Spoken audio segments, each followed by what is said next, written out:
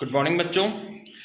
देखो अपन प्रश्नावली नंबर 17.6 पढ़ रहे थे और इसका मैंने आपको पहला सवाल बता दिया था जिसमें अपन को माध्य ज्ञात करने थे और संख्याएं दे रखी थी सम। ठीक है, तो दूसरा क्वेश्चन आपको करना था। आज मैं आपको तीसरा प्रश्न बता रहा हूँ और जो तीसरा प्रश्न है अपन को दे रखा है, इसमें एक सारणी दे रखी है। क्या दे रखी है बच्चों? सारणी दे रखी है और बोल रखा है कि इनका माध्य ज्ञात कीजिए। तो मैं सारणी बना देता हूँ। यहाँ पे इस तरीके से लिखा हुआ है प्राप्तांक। ठीक है, और दूसरी साइड में लिखी हुई है विद्यार्थियों की संख्या।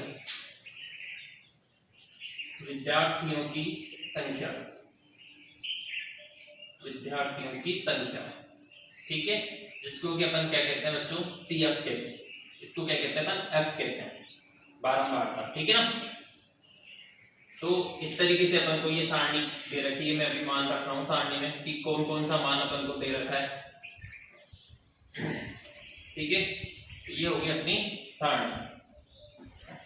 अब मैं रखता हूं इसमें मान। देखो 15, 20, 25, 30 क्या क्या मान लिखे हुए हैं? 15, 20, 25, 30,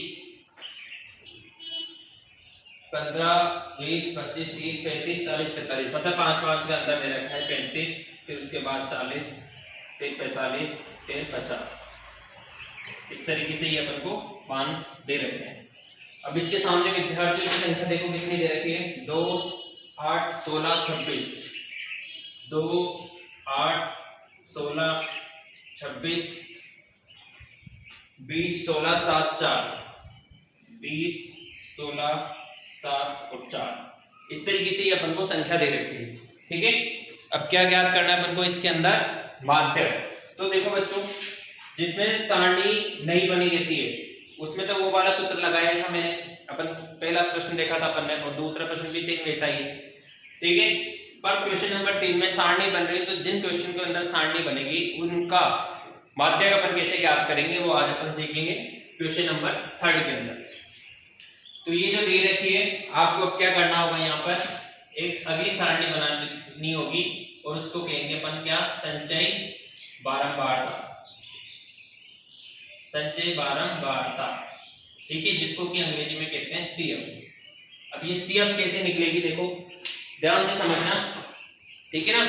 तो सबसे पहले तो ये 2 को तो यहाँ पे ऐसे कैसे लिख देंगे। ठीक है ना। फिर क्या करोगे आप? इस 2 में इस 8 को जोड़ोगे। 2 + 8 क्या आएगा? 10। मतलब इस 2 में इस 8 को जोड़ दिया और यहाँ पे लिख दिया। ठीक है, 2 में 8 को जोड़ा, यहाँ पे लिख दिया। कितना आ गया? ये 10। फिर क्या करोगे आप? ये जो 10 आ रहा है उसमें 16 को जोड़ोगे। इस 10 में 16 को जोड़ेंगे, कितना आएगा यहाँ पे? 26। देखो ये जो 10 आ रहा था उसमें 16 को जोड़ा और यहाँ पे लिख दिया। क्या आया? 26। अब क्या करोगे? इस 26 में इस 26 को जोड़ के यहाँ पे लिखोगे। तो 26 + 26, 26 26 कितने होते हैं बच्चों? 52 होते हैं। तो यहाँ पे 52 आ गया। अब क्या करोगे?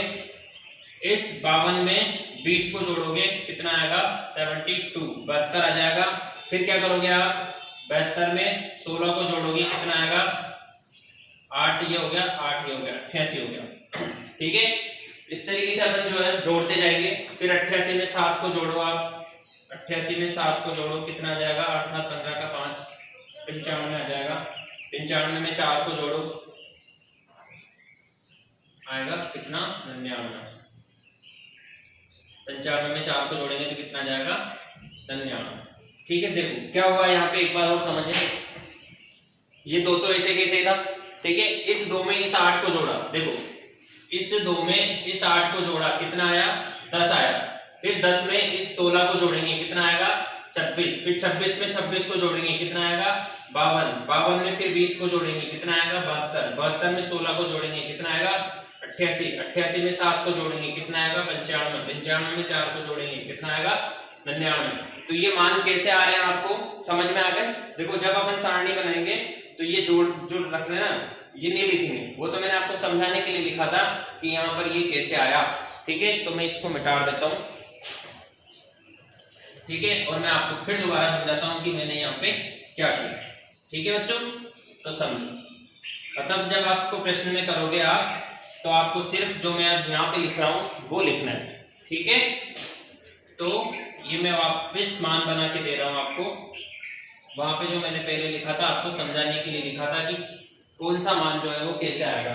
तो ये अपन को जो दे रखा था वो क्या था, 2 8 16 26, 2 8 16 26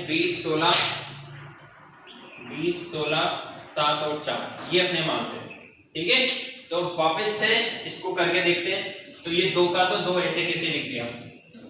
ठीक है, अब इस 2 में इस 8 को जोड़ेंगे तो यहाँ पे लिखेंगे 2 और 8 कितना होता है, 10 होता है।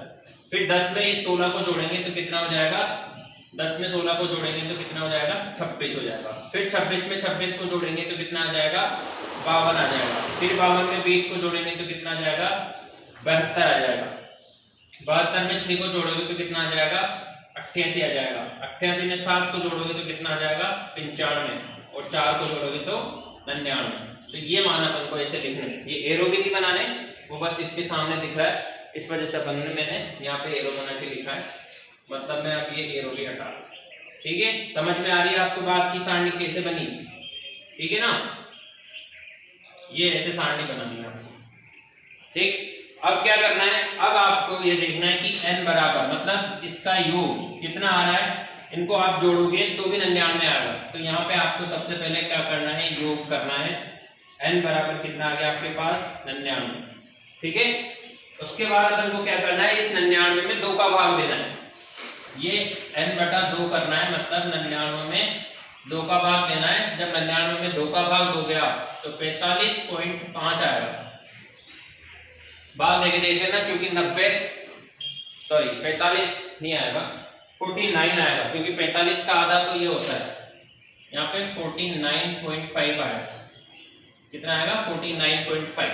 ठीक, उसके बाद क्या करना है आपको, इस संचय बारंबारता में देखना है कि इस 49 से बड़ी संख्या कौन सी है। 49 से जस्ट बड़ी संख्या देखो आप, यहाँ 49 से जस्ट बड़ी संख्या देखो, ये 26 है, और 50 से बड़ी संख्या क्या होगी आपके यहाँ, 52।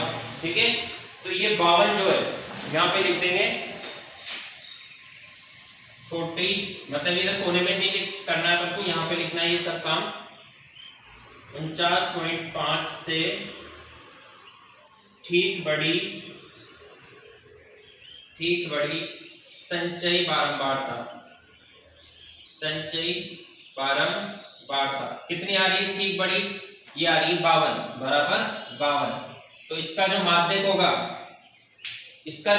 होगा, वो भी कितना आ जाएगा बच्चों, 52 आ जाएगा। तो यहाँ पे लिख देंगे अतः माध्यक बराबर 52। ठीक है, बहुत आसान सा तरीका है, करके देखना आप सवाल को।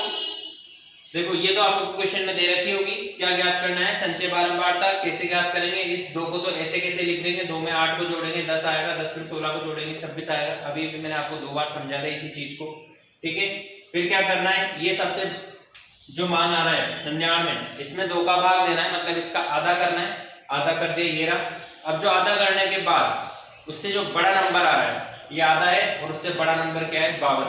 तो यही अपनी क्या होगा, माध्यक होगा। ठीक है बच्चों, तो ये क्वेश्चन नंबर 3 था।